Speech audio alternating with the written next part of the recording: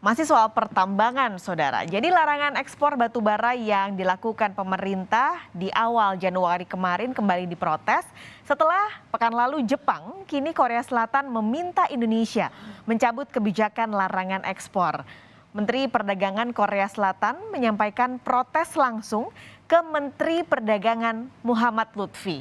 Korea Selatan meminta kerjasama dari pemerintah Indonesia untuk bisa memulai kembali pengiriman batu bara. Kementerian Perdagangan Indonesia menanggapi dengan menyatakan sedang mencari solusi terbaik yang akan menguntungkan kedua negara. Jadi sudah ada dua negara, Saudara, yang memprotes kebijakan yang dilakukan pemerintah menahan atau melarang ekspor dari 1 Januari hingga 31 Januari 2022 batu bara. Ini Jepang dan juga Korea Selatan.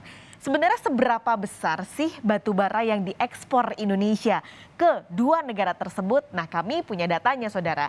Ini adalah data terbaru ekspor batu bara Indonesia. Jadi untuk tahun 2021, tapi baru ada di Januari sampai Oktober saja, Tiongkok menduduki posisi pertama 90,3 juta ton untuk ekspor batu bara dari Indonesia, disusul India 62,17 juta ton, Jepang, Korea Selatan ini masing-masing menduduki posisi 3 dan 4 dengan besaran 18 dan juga 17 juta ton.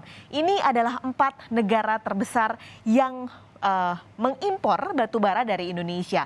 Kalau Anda lihat angkanya, Saudara, ada perubahan di 2021. India yang tadinya selama 2 tahun terakhir di 2019 dan 2020 menjadi negara pertama yang mengimpor batu bara dari Indonesia, kini menjadi nomor 2. Turun posisinya karena mengurangi jumlah batu bara yang diekspor dari Indonesia 62,17 juta ton, dan posisi Tiongkok yang tadinya nomor 2 sebagai negara tujuan ekspor Indonesia kini menjadi nomor 1, 90,3 juta ton batu bara. Kenapa akhirnya kalau kita lihat Jepang dan juga Korea Selatan, dua negara yang mulai memprotes kebijakan larangan ekspor batu bara ini? Karena menurut mereka pemerintah melakukan kebijakan ini terlalu tiba-tiba.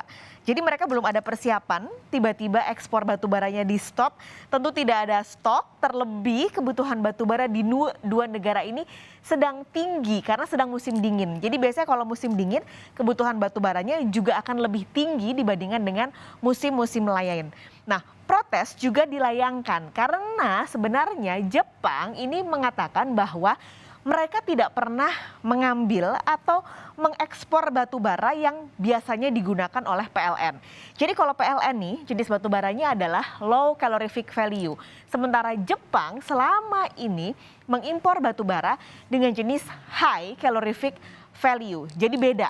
Nah, ini juga saat ini setidaknya ada 5 kapal yang harusnya berangkat ke Jepang membawa batu bara tertahan di pelabuhan.